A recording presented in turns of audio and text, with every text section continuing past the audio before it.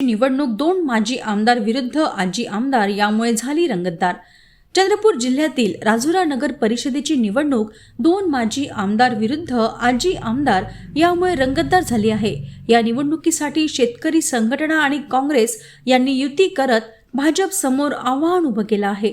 नगराध्यक्षपद काँग्रेस पक्षाला देण्यात आलं असून उर्वरित सर्व जागा शेतकरी संघटना आणि काँग्रेस यांनी आपसात वाटून घेतल्या आहे। त्यामुळे ही निवडणूक आता नगर परिषदेपेक्षा भाजप आमदार देवराव भोंगळे विरुद्ध माजी आमदार सुभाष धोटे आणि माजी आमदार वामनराव चटप अशीच वाटू लागली आहे।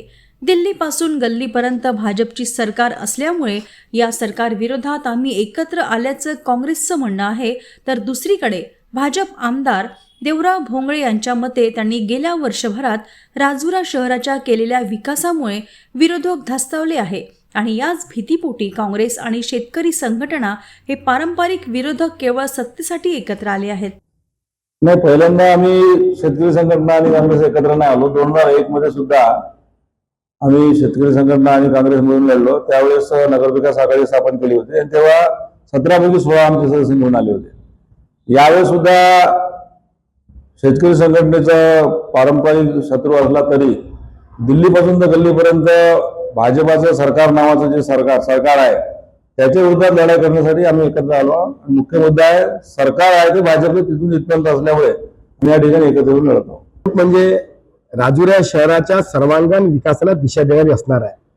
आजपर्यंत जे लोक एकमेकांच्या विरुद्ध लढले, आज त्या दोन विरोधी विचारधारेच्या लोकांना एकत्र यावं लागते। याचा अर्थच की त्यांच्या लक्षात आलं, काँग्रेस असेल की संघटना असेल, की ते आता भाजपचा सामना करू शकत नाही आणि भाजपाच्या विकासाच्या रथाला थांबवू शकत नाही आणि म्हणून परंपरागत शत्रू 40 वर्षापासून एकमेकांच्या विरुद्ध लढा एकत्र आले आणि एवढे भीती त्यांना की खरं तर या ठिकाणचे माजी आमदार काँग्रेसचे जिल्ह्याचे अध्यक्ष पण त्यांच्या स्वगावात त्यांना त्यांच्या नगरसेवकाच्या उमेदवाराला पंजा चिन्ह घेता आलं नाही, हे मोठं दुर्दैव आहे।